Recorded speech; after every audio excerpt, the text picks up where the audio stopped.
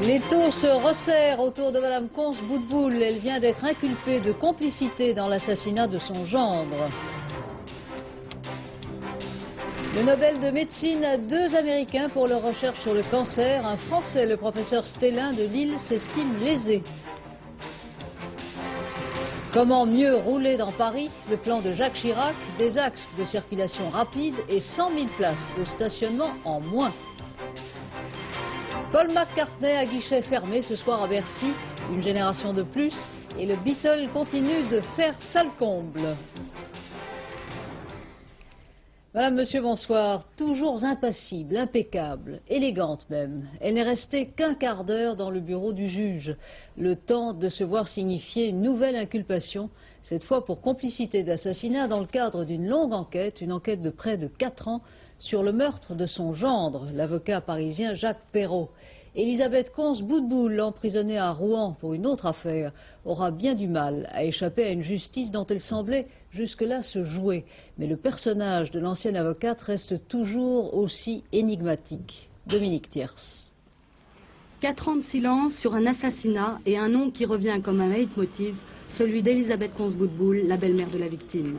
Peu après les obsèques de Jacques Perrot, l'ex-avocate s'était exprimée sur la mort de son gendre. C'était en janvier 86. Est-ce que vous avez une intime conviction? Moi, oui. Laquelle? Je ne peux pas vous la dire. Vous pensez que c'est lié avec vous?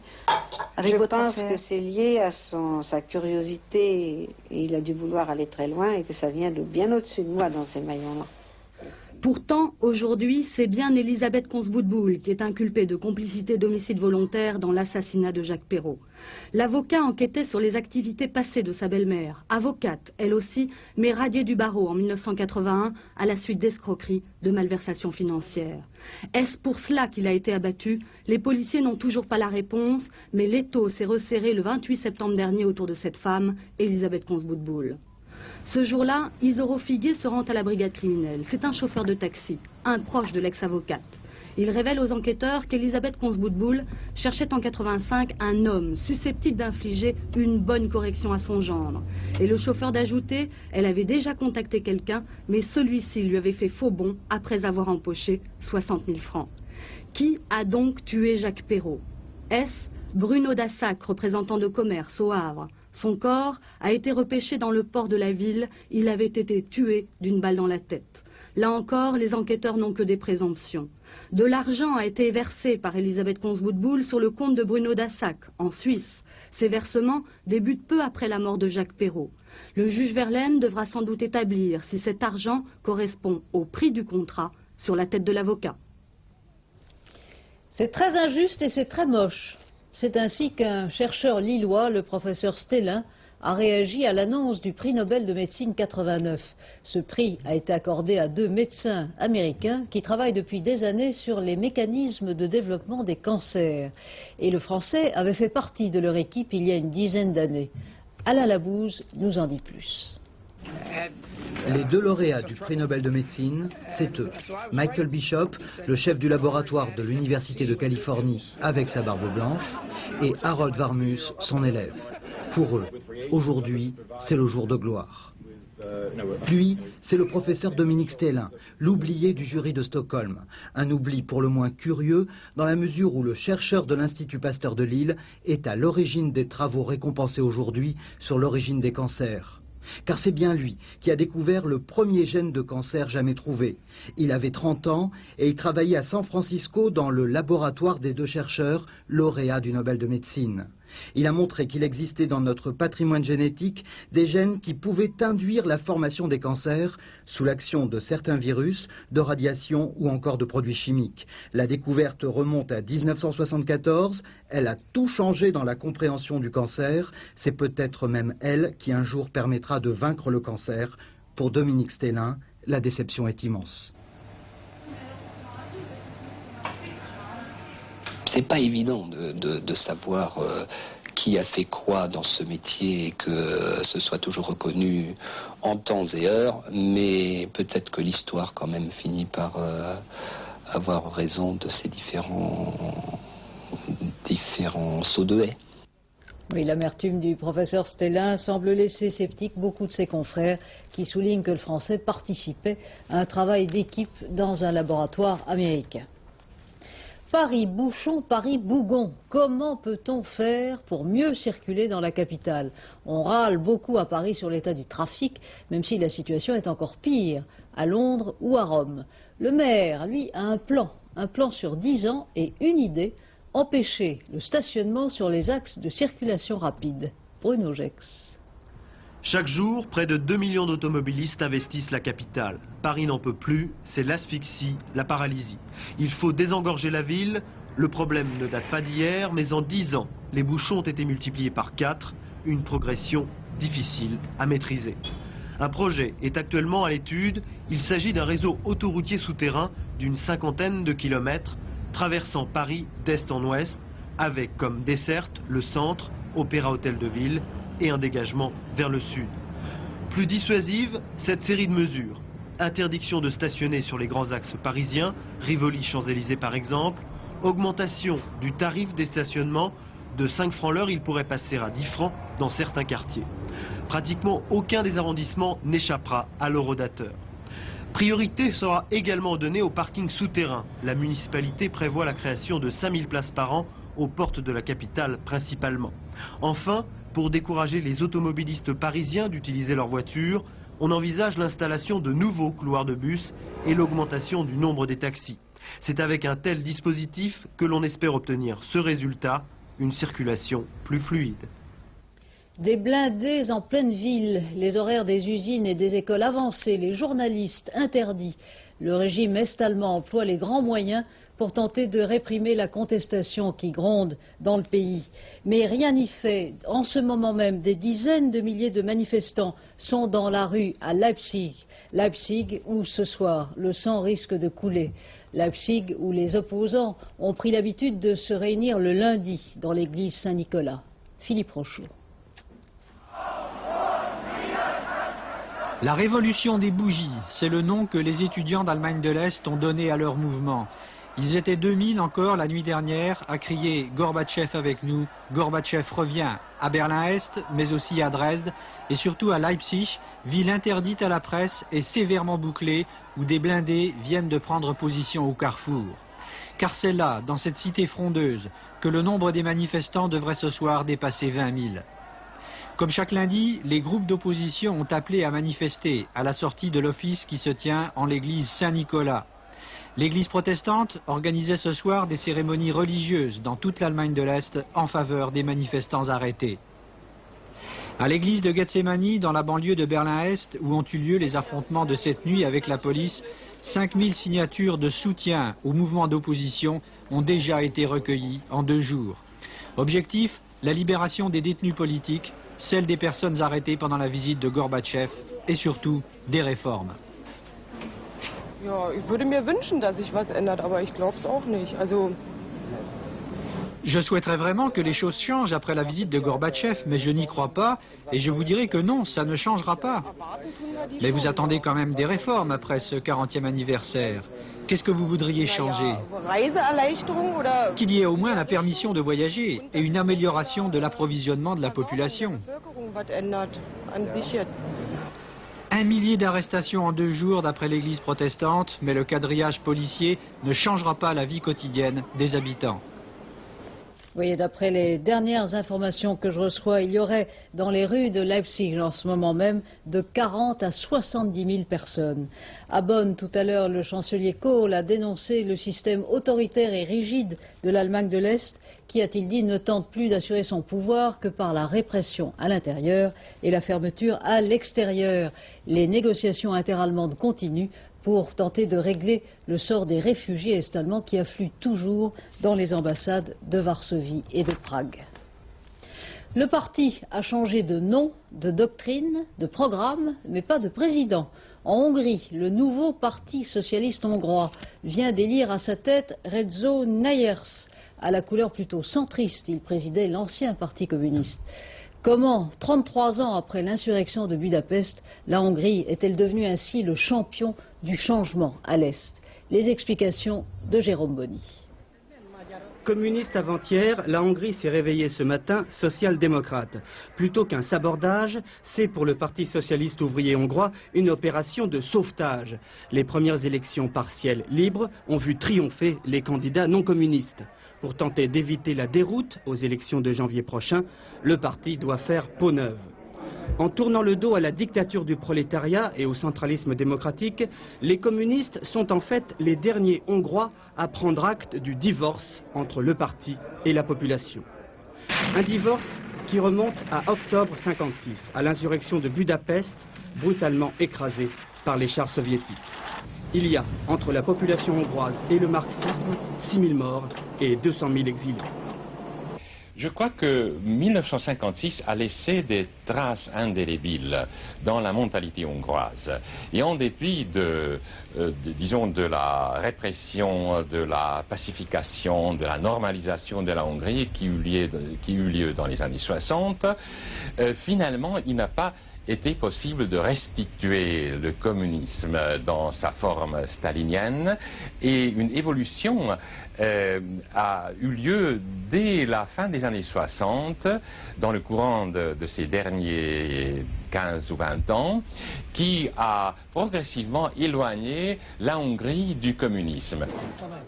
Mai 88, János Kádár est évincé après 32 ans à la tête du parti. Mais le véritable enterrement du kadarisme intervient le 16 juin dernier, jour des funérailles nationales d'Imre Nagy, le martyr de l'insurrection de Budapest. Ces funérailles sont un événement populaire et un camouflet pour la vieille garde du parti. Même si les orientations futures du nouveau parti socialiste hongrois sont encore troubles, le divorce d'avec le communisme semble aujourd'hui consommé. Oui, notons en passant qu'à Moscou, la Pravda de ce matin a annoncé sobrement la création du Parti socialiste hongrois par un petit article en page 5. L'actualité politique en France aujourd'hui, c'est d'abord la une de l'un des cahiers du Monde, le journal, nouvelle formule. On y voit reproduites les notes qu'un militant socialiste dirigeant un bureau d'études prenait scrupuleusement sur un gros cahier à spirale. Ces notes, en principe, sont sous le scellé de l'instruction dans l'une des affaires des fausses factures. Une manière de relancer le problème du financement des partis politiques, Laurent Boussier. Campagne présidentielle, 100 millions de francs au-delà de la gestion habituelle, veiller aux facturations, veiller aux encaissements. L'image du groupe s'est améliorée, le PS nous aidera. Dans ces notes, dont une demi-page est reproduite ce soir par le journal Le Monde, Joseph Delcroix n'oublie rien. Consigne, ordre du jour, nom des responsables impliqués, somme encaissée. Tout est écrit sur 4 cahiers à spirale découverts par les policiers au siège marseillais d'Urbatechnic.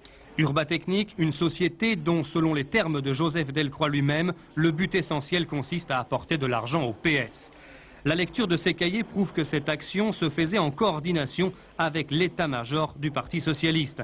Si aujourd'hui plusieurs dirigeants d'Urbatechnic sont inculpés de corruption, de faux en écriture, de complicité et d'abus de biens sociaux, c'est à cause d'une mission connue du trésorier national du PS, à l'époque André Léniel. On comprend donc la difficulté pour la justice d'exploiter jusqu'au bout les informations contenues dans ces cahiers. Il faudrait pour cela interroger une bonne partie des responsables socialistes dont les noms sont cités par Joseph Delcroix, des responsables dont certains sont aujourd'hui ministres. Oui, et le Parti socialiste n'est pas le seul parti politique à devoir se préoccuper de certaines enquêtes judiciaires en cours. À l'Assemblée nationale, pas beaucoup de monde et pas beaucoup de passion non plus pour discuter de la motion de censure déposée par le RPR aux grandes dames de l'UDF et des centristes. Motion de censure contre la loi de programmation militaire. François Léotard a pourtant ajouté un peu de piment. On a vu beau chercher, feuilleter, documents à l'appui, pas de centristes dans l'hémicycle cet après-midi. À côté d'un RPR venu, lui, en force, une poignée de députés UDF présents oui, mais à titre personnel. À partir du moment où nous n'avons pas de consigne de vote, je pense que nous devons agir selon notre conscience. C'est ce que nous faisons ce soir. Tout à fait, et nous privilégions le fond sur la forme. Nous sommes dans l'opposition, nous votons la censure. Les léotardiens voteront donc comme le RPR. Mais constater que l'opposition attaque le gouvernement en rang dispersé relève bien de la litote. Résultat, une motion de censure gaulo-gaulliste, sans explication de vote pour aller plus vite, ni orateur des autres groupes pour éviter les couacs. Je regrette, car quand on ne participe pas à une motion de censure, qu'on ne censure pas le gouvernement, ça veut dire tout simplement, à travers la Constitution, qu'on est d'accord avec le gouvernement. Michel Rocard a donc eu beau jeu d'ironiser sur les bisbilles de l'opposition. Ce que le RPR appellerait un malentendu, ce que les états-majors UDF et centristes nomment un cavalier seul, tout cela arrange évidemment le gouvernement. Le vote commencera ce soir à partir de 21h45. Personne ici n'attend de surprise. Le conflit Peugeot, toujours la grève à Sochaux et à Mulhouse où la forge est encore occupée. À Paris, contact discret et téléphonique entre le conciliateur, M. Blanchard, et la direction du groupe. La grève des agents des finances s'étale en France et se tend. Jean-Pierre Métivet. Un rassemblement surprise, improvisé presque, aux abords de l'Élysée. Dans tous les centres des impôts aujourd'hui, des piquets de grève. Et ce matin, dans les assemblées générales, un refus de la prime proposée vendredi par le ministère. Une prime de 1500 francs par an, ça fait 125 francs par mois. C'est même pas la valeur d'un cigare, des cigares que fume M. Charras. C'est vraiment se foutre du monde. Ce devait pourtant être une nouvelle journée de négociation. Cette fois au sein des directions du ministère des Finances et pour parler uniquement conditions de travail. Nous n'irons pas et personne n'ira. Nous avons un accord de toutes les organisations syndicales de ce ministère. Personne n'ira négocier au niveau des directions tant qu'on n'aura pas levé la question de la revalorisation indiciaire.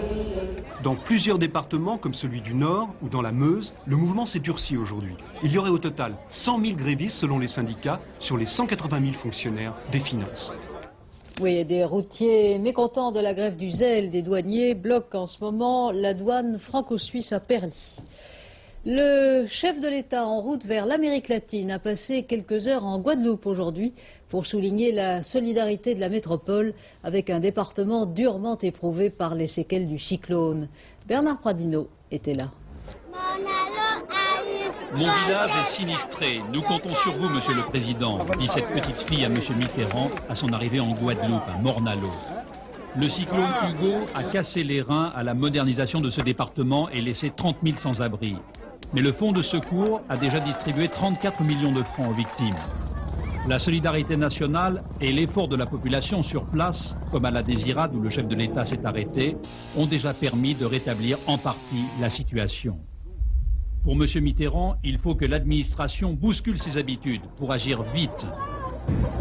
Aucune obligation et tradition procédurière ne doit être respectée.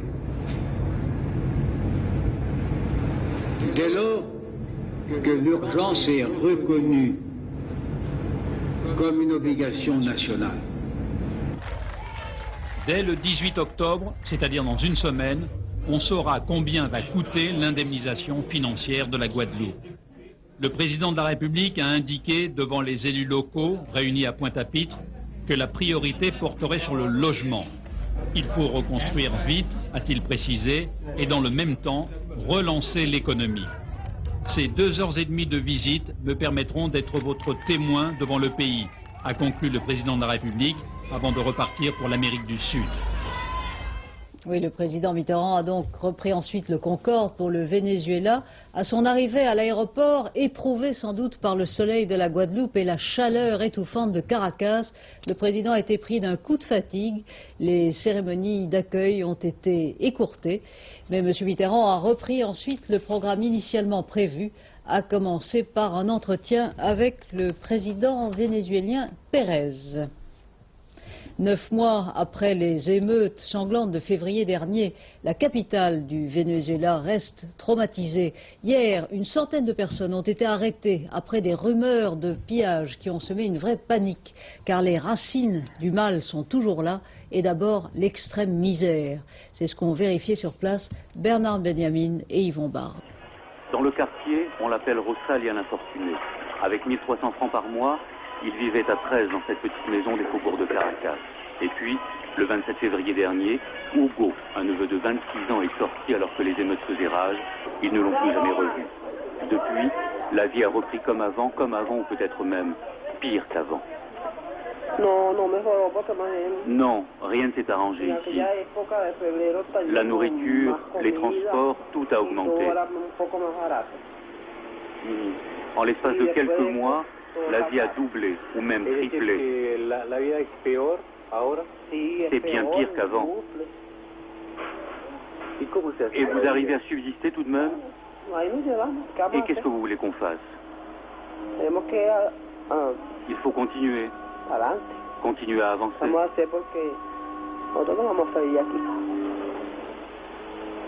Nous sommes ici à Katilla, dans la zone des barracas, littéralement les baraques, version vénézuélienne des bidonvilles.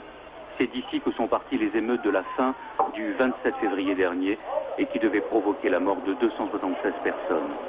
7 mois après, tout le monde reste traumatisé par ces événements. Les changements annoncés ne se sont pas produits et on vit dans l'attente d'une nouvelle explosion. Les gens ont peur ici, mais ça va tellement mal sur le plan économique qu'ils pourraient bien redescendre dans la rue, comme le 27 février dernier. En fait, ce qui s'est passé ici il y a 7 mois, c'est la conséquence de ce que l'on appelle la dette extérieure.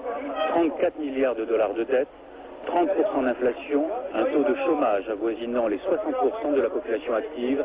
Ces chiffres ne vous disent peut-être rien dans leur aridité. Ici, ils ont produit près de 300 morts et plus de 1000 blessés. C'est le problème clé du Venezuela, c'est le thème essentiel des conversations qu'aura ici François Mitterrand avec son homologue vénézuélien, Carlos Andrés Pérez. À Bruxelles, explosion due au gaz en plein centre-ville. 3 morts et 6 blessés. Anne Poncinet. L'explosion est probablement due au gaz. Elle a déclenché vers 13h30 un incendie qui a fait rage pendant près de 2 heures dans cet immeuble d'un quartier nord de Bruxelles. Plusieurs corps ont été projetés à l'extérieur de l'immeuble par la déflagration. 3 des 6 blessés ont été grièvement touchés. Jean-Paul II en visite pour 5 jours dans le plus grand pays musulman du monde, l'Indonésie. Le souverain pontife est arrivé ce matin à Jakarta. « Je suis venu en ami », a-t-il déclaré ensuite au cours d'une messe célébrée dans un stade de la ville. 39 pays signataires du traité de l'Antarctique réunis aujourd'hui à Paris. Dans son discours d'ouverture, Michel Rocard se prononce pour la transformation du continent en réserve naturelle. Et plusieurs organisations écologistes lancent un appel pour l'interdiction de toute exploitation minière au pôle Sud. Le juge Jean-Pierre Murciano, chargé de l'enquête sur les attentats racistes de la Côte d'Azur, entend cet après-midi Francis Alouchéry, secrétaire du PNFE, mouvement d'extrême droite, et l'inspecteur Serge Lecanu, membre du même mouvement et secrétaire général de la Fédération professionnelle indépendante de la police.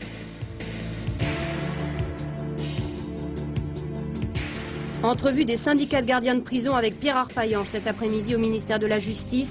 Force ouvrière est reçue seule, mais pour les 8 syndicats, la priorité reste la même, l'annulation des révocations. Prochaine réunion prévue en fin de semaine prochaine. Indicateur de tendance en baisse à la Bourse de Paris, moins 0,17%. Le dollar reste stable à 6 francs 40,20.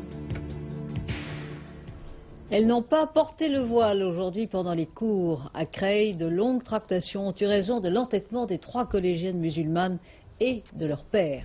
Chantal Kimerle. C'est sous les acclamations de ses nombreux amis que Fatima a retrouvé son collège. Un collège où plus de 2 tiers des élèves sont musulmans. Une rentrée exubérante qui fut pour Fatima sa dernière épreuve après 1 mois d'interdiction d'école. Comment t'es-tu sentie pendant ce cours sans foulard? Je me suis sentie un peu malheureuse. Après, j'ai dit, bon, après j'étais petit, mon père il m'avait dit, bon, tu t'habitueras, après ça y est, ça va finir. Fatima peut porter le foulard dans l'enceinte du collège, dans les couloirs de classe, mais pas durant les cours. Une restriction que l'équipe dirigeante du collège a su faire admettre à ses parents et aux autorités religieuses après une longue concertation. Dans tout le collège, attends. Mon père, il m'a convaincu, quoi. Il m'a dit, il vaut mieux que tu l'enlèves, car si on continue comme ça, ça va allumer le feu. Il n'aurait pas été souhaitable que ces jeunes filles aillent en classe et se trouvent en conflit avec des professeurs qui leur demandent de sortir. Je n'aurais pas pu non plus, moi, voir les professeurs et leur dire « Bon, vous allez accepter ces jeunes filles avec leur voile en classe ». À la limite, les syndicats auraient pu me dire « Monsieur le principal, où est la laïcité ?» etc. Non, on n'en finissait pas. Donc il fallait prendre cette mesure, calmer le jeu sur le terrain, engager le dialogue, trouver une solution et mettre en œuvre cette solution, et c'est ce que nous avons fait. Cette fois, dans une école, la tolérance est une idée qui a fait son chemin. Alerte au virus qui ronge les ordinateurs. Les 2 tiers des micro-ordinateurs du monde entier sont menacés par des programmes tueurs mis au point, peut-être en Hollande, par de véritables terroristes de l'informatique. Les explications de Philippe Dumez. Datacrim, il est là, caché dans ce micro. Il agit comme une balle de ping-pong lorsqu'il se déclenche et efface tout ce qu'il y a, non seulement sur l'écran, mais surtout dans les programmes. On l'a facilement repéré dans ce service ultra protégé d'une grande société parce que, ici, 70 ingénieurs sont chargés de la sécurité informatique. Il n'en va pas de même, en revanche, pour de nombreux utilisateurs de micro-ordinateurs et un virus informatique peut se propager rapidement. Il est probablement en partie de Hollande, soit inséré dans des disquettes que l'on achète ou que l'on s'échange, soit plus simplement encore en faisant dialoguer les ordinateurs entre eux. Aux Pays-Bas, ce sont déjà 100 000 ordinateurs personnels qui sont touchés par ce virus Datacrim et la parade n'est pas évidente suivant les cas. Cela dépend essentiellement du type d'informatique de l'entreprise. Dans le groupe Thomson, il y a principalement de la grosse informatique et des micro-ordinateurs. Autrement dit, la plupart des applications sensibles sont bien sûr sur des gros ordinateurs. Ce qui fait que les choses qui sont traitées sur micro-informatique sont à peu près comme partout des applications légères, donc en principe non sensibles. Ce qui ne serait pas le cas pour une PME. Si les petits utilisateurs sont plus sensibles aux attaques de ce genre de virus, les gros ne sont pas à l'abri des pirates informatiques. Mais là, on ne détruit pas. On espionne les programmes ou on introduit des erreurs pour retarder une étude en cours. Mais c'est plus compliqué parce que les gros ordinateurs sont mieux protégés. Dans quelques minutes, il va chanter, seul, sans les 3 autres, mais avec un nouveau groupe, quelques-unes des chansons qui continuent de hanter notre mémoire. Paul McCartney, le dernier Beatle chantant, est à Paris, à Bercy, pour 3 soirs. Tout est vendu déjà. Nostalgie ou fraîcheur renouvelée, Jean-Claude Darigo.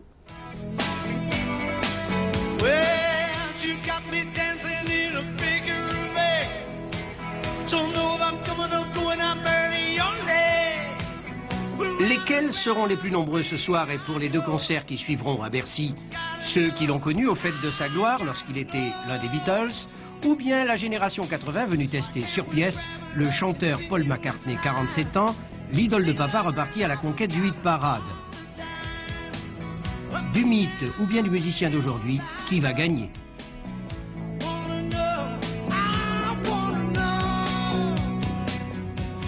Il me sera certes très difficile de faire mieux que ce que j'ai réalisé avec les Beatles, mais la musique que je fais aujourd'hui et la vie que je mène me donnent aussi beaucoup de joie et de fierté. Je suis marié, j'ai 4 enfants, ma situation a changé et mon bonheur de chanter est différent.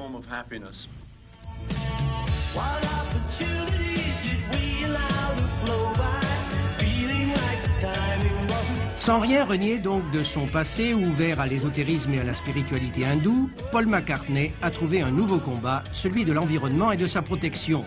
Ses concerts à Paris seront au profit des Amis de la Terre, une association écologiste qui se bat tous azimuts pour que la planète demeure habitable pour les générations à venir. Une manière peut-être de mettre ensemble main dans la main les nostalgiques des 60s et les fans potentiels de 1989.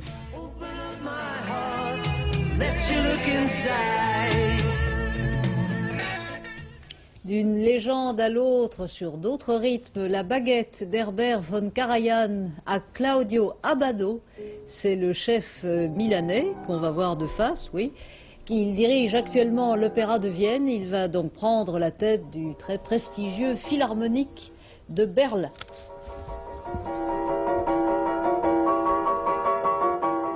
Voilà, dans un instant, après la pub, Sophie Davant va nous parler du temps, car Laurent Cabrol, lui, est à Nîmes, où il va animer en direct dans quelques instants le 7e grand tournoi des chiffres et des lettres, en direct donc. Ensuite, Henri Sagnier vous parlera du mal au dos, qui, j'en suis sûr, concerne malheureusement beaucoup d'entre nous. Bernard Rapp, lui, quand je serai grand. Et puis notre dernière édition avec Christian Marimono. Très bonne soirée sur Antenne 2. À demain, 20h.